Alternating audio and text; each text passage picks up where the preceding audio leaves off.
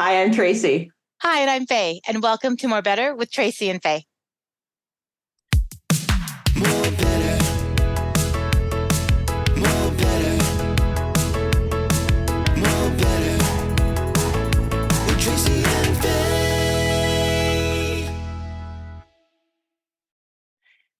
Throughout my career, a lot of people have said to me, I could never do what you do because I'm not a great writer. And it seems people so often attach good communication with good writing. And that's great. I'm not saying they don't belong to each other, but they are not mutually exclusive. That you don't have to be a great writer to be a great communicator. And that's really the message that I want to drive home today. And maybe you will too. Let's find out. Let's see. Let's see. Absolutely. So what I'm arguing, the world is filled with great writers who are crappy communicators, but it's also possible to be a really good communicator and only be an average writer. To me, it's really true. And so what I'd like to talk about today is what does that look like for people? So, you want to be a better communicator. You don't think you're a good writer. So how do you do that? And I want to talk about today about why that's actually possible. So what would be the situation? You're a team leader or maybe you're a small business leader. You need better communications in your company. You're the one who has to take the lead because you don't have the money to go and hire a comms person, but you consider yourself a lousy writer. So what do you do? And so here are my thoughts, is that while writing is absolutely a foundational skill that professional communicators share, it's not the most important thing. And to be a great business communicator, let's just be a solid business communicator. It's about a lot more than stringing together pretty sentences. And in my view, I think of it in three ways. I think that being an effective communicator takes three things that are separate from the writing skill. One is empathy. Empathy being, you need to understand what's happening within your company, what the people are thinking and feeling and needing and wanting. It's about your approach and your attitude about it. Are you going to just tell people a bunch of stuff and assume they're going to do it or not? And if they don't do it, it's their fault. Or are you actually engaging those people while you're trying to figure out what their needs are, what their information needs are, what their need for feedback is, whatever that might be. And then building a process around it. It's not the one-off meeting here. It's not the one-off email there. It's not the text to your whole team saying, great job on Friday. It's a process. It's developing structure and purpose and timing around what you're telling people. So those three things to me are what can allow you to be a good communicator while still being maybe not the world's greatest writer. What do you think? Are you pointing to someone here, Tracy? No, absolutely not. You? Just checking. Yeah. Yes, you, Faye. You're the one I'm talking to. I wonder if this episode. No. My comments there. Yeah, I totally agree. I think that the empathy piece and the approach, like what you bring to a situation or a scenario or to a broad view of what the communication problems are, to me, that's the bulk of the work, right? Like, because if you don't have empathy, if you don't want to understand what someone may be going through or feeling or thinking, then how can you connect with them? How can you build trust and confidence to then deliver the content, tactics, all of those things to your company? And how can you, if you don't have trust and confidence with the people that you're working with or that you need to communicate with, they won't be able to hear you. So it's having that empathy to understand what is going on for them. So I love that. And the process, yeah, I mean, there's structure. Yes, structure is needed.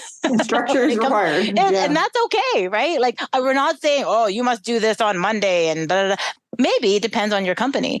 But I think that there's something around having some continuity or consistency. Mm-hmm. People love that. People love routine. We human beings love that. So when you can apply understanding what is going on in your company, coming at it with the right attitude and an approach, and then putting your arms around what could this look like for people. The process is really important because it makes it concrete. Then they go, aha, now I know, or now I understand, or now they feel seen and heard, right? Which is really important.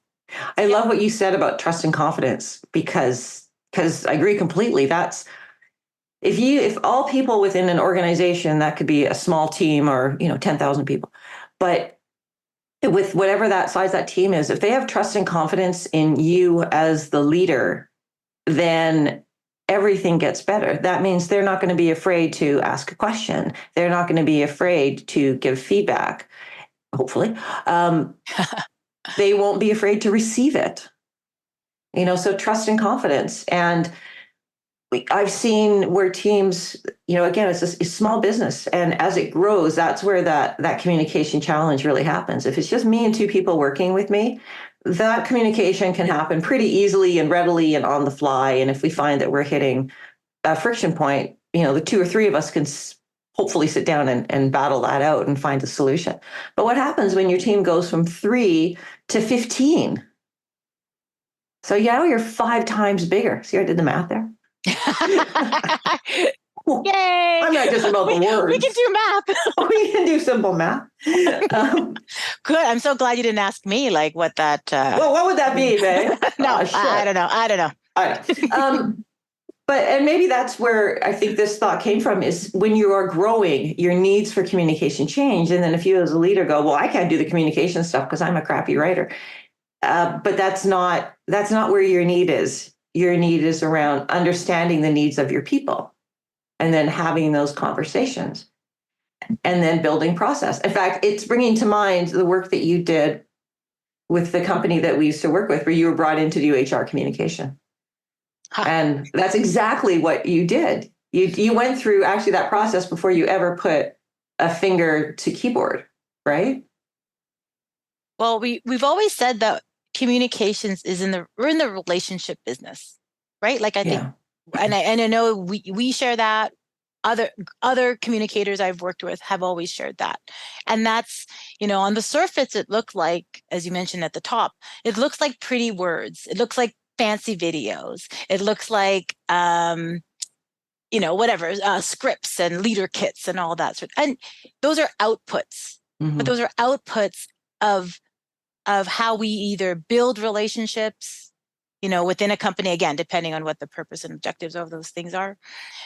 But those are, where we need to focus often is building those relationships with leader teams, with CEOs, with employees who are going to receive this information. So how do we continue to do that? I'm a big fan of when I work with clients, I'm a big fan of always reminding them that every time we send something out or engage on a project, whether it's within stakeholders or with your audiences or with your, the people that are giving you money to run this project, right? Every interaction is a little pebble of trust and confidence. Every little thing, because as we know, you build trust slowly, but it gets wiped out in one fell swoop, right? So it's and it's interesting because that's not exclusive to communications, right? We don't learn that in school. We go to, we don't learn to say, okay, well, now you're going to, build. You have a little bit of that in other areas, but it's usually about the content. But at the end of the day, I think that there's a buzzword. Good Lord. The end of the day, it will be night. At the end of the day, it will be night. But I think that it's really about at the heart of where we start is empathy. All of those things. That's where we have to begin. In fact, as you were talking about, as every email, every minor interaction, whatever it might be, you're talking about each as a pebble of trust and confidence, which I agree with. But also I was thinking, that's all communication. Yeah. You want to talk about what the communication is on your team or in your small company? It's everything. It's all those things. It's every time one of your team connects with you over anything, or your team members connect with each other over anything, that's communication. And if you feel like We aren't being as efficient as a team. We aren't being as effective as a team. We need to be more productive as a team. We need more cohesion as a team. Maybe we're feeling a little bit like all 15 of us are all working in different ways, in different little silos, not necessarily together. Everything that has happened up until that point has led to that outcome. Every bit of communication or lack thereof up to that point has led to that outcome. So how can you take what you've got now and change your communication approach? Because you have one, you just don't realize it. Yeah. Oh, that's And a really good point. I love that. So what can you change what you're doing to have your goals met? That doesn't include writing really beautiful emails. And there's a lot. I know you do this every time you get brought into new projects. You're telling me just recently, people would say to you, "Where's the paper? Where's the plan? Where's the output?" And you're like, "I'm not there yet," because you do a lot of this stuff. You do the empathy and the approach. You spend a lot of your time there, actually, don't you? Yeah, you have to. I promise when I get those questions around, where's the timeline? Where's the roadmap? I want to see the tactics. And what I say, it depends, where, especially at the beginning of a project, I promise we'll get there. I promise you, we will get there. But right now we need to build a relationship with this person. We need to, I need to understand what's going on for this other group. That's where so that's why I said at the outset, like, that's where the work is. Mm-hmm. And it's work that I enjoy. I love that work because you get to surface what's really going on for people, right? And you get an opportunity to understand what's real. Because I'll have, as we all do, we'll have assumptions as to like, well, how come they're not changing this, and how come this is going on, and to really then talk to people and really get to know them. And broken record, trust and confidence goes both ways, right? The one thing I want to just add around the beautiful writing, right? Because writing is a part of communication. We know that, right? Yeah. We have to put words in people's mouths. People need to understand what they're saying, all of those good things. Yeah. One thing I would also say is that it's not performative, right? Communication, like doing that kind of, those touch points, those check-ins, those videos, it's not performative. It needs to be authentic. And that your audience, your employees, especially if you're doing internal communications, they can spot that right away, seconds, because we do it. We do it when we watch television and all that sort of good stuff. So good communication isn't performative. What it is it's just good communication. That's what I would argue. Yeah, I was thinking as you were talking about, so you're that team lead, and you know that there's issues on your team, and you think better communication will help solve it. So what do? Because you can't, you could call Tracy and Faye. We would happily do that groundwork for you. But let's say that that's not an option for you. And so my suggestion would be do kind of what Faye was talking about, is sit down and have one-on-one conversations with people. But the key is you have to leave your ego at the door. So you need to be able to go into these conversations and say, I always talk about Joanne. I don't have a friend, Joanne, I don't think. Acquaintances, not good friends, so I keep picking on Joanne. Joanne, whoever Joanne is out there, we need to talk. I need to go in and have my conversation with Joanne saying, asking questions about, are you getting the information you need? Where are your frustration points? Where are you finding conflict with the other employees on the team? How is this impacting how you're feeling in terms of your own role and what you're able to contribute? And I need to be able to have those conversations without wanting to defend everything that comes back at me. Well, she says, I never really know on Monday what we're supposed to complete by Friday. And if I'd be like, well, how would you not know that? Well, no. No trust, no confidence if you do that. That's right. Exactly. So you need to go into these conversations, as important as they are, with your defenses left at the door, and just listen. Just listen. Just listen, because people will tell you, but you need to be able to hear it and not provide a solution in that moment. just take in the information. And then once you've talked to all of the 15 people on your team, then you can look and see where are some places that we can make some positive changes. Yeah, listening is such an important skill. I mean, there's lots of literature and information out there about the art of listening or active listening. And I can't emphasize enough that it's such an important part of communication. Sometimes we think communication is about broadcast and I got to tell you this and all these people have to know. But in order to do that, or if that's part of the plan, is to actually understand what's going on for people. Mm-hmm. And those conversations, as you've just described, Tracy, I like to see them as they're places and spaces where people they feel listened to and seen, because everybody Mm-hmm. wants that.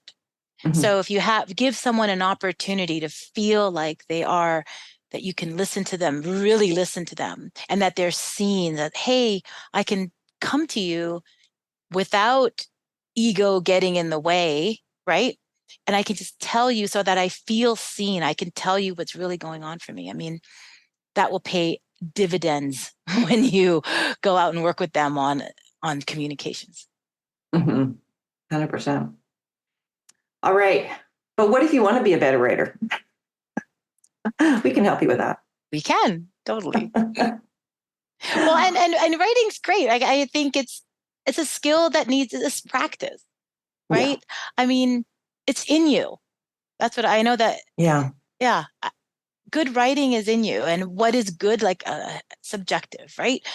But good writing to me enables you to be clear, enables you to connect, or people connect with what you're saying or writing or seeing. Um, it's being articulate and clear about what's supporting the objective at hand. That's what I would say about good writing.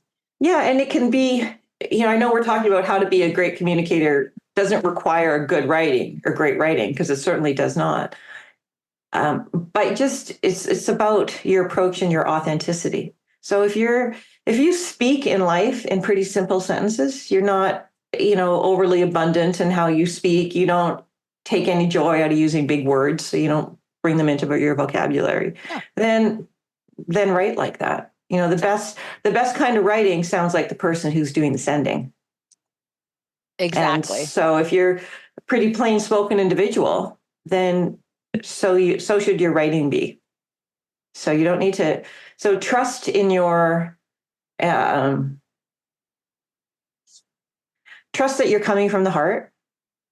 Use Grammarly to help fix up obvious mistakes. But it's so much more important that you have empathy, that you take an approach and have an attitude of trying to find solutions that build trust and confidence, that your ego is not part of the equation, and that you build some structure. That communication is a thing you have to do. It happens all the time, whether or not you identify it as a thing that you're doing.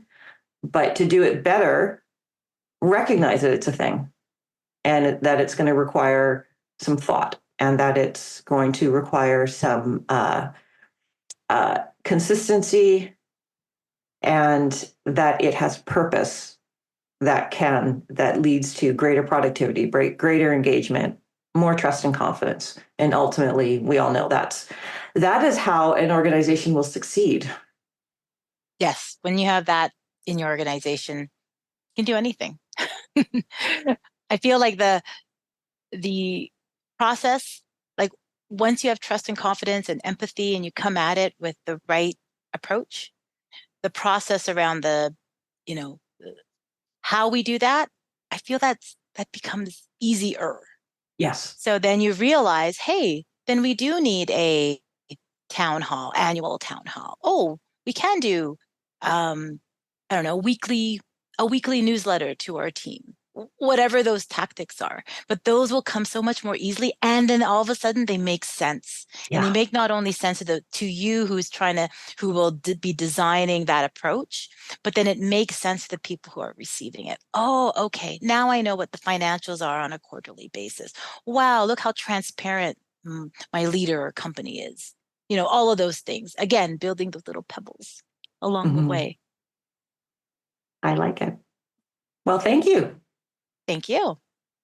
And that's it for this episode of More Better with Tracy and Faye. But also remember, if we can help you out in any way, communication planning, taking a look at your communication environment, helping you help yourself on the communication front of things, writing presentations, the whole thing. We do it all. But we're always happy to talk to you. Yes, we love that stuff. So thanks again. We'll talk to you soon. Bye-bye. Bye.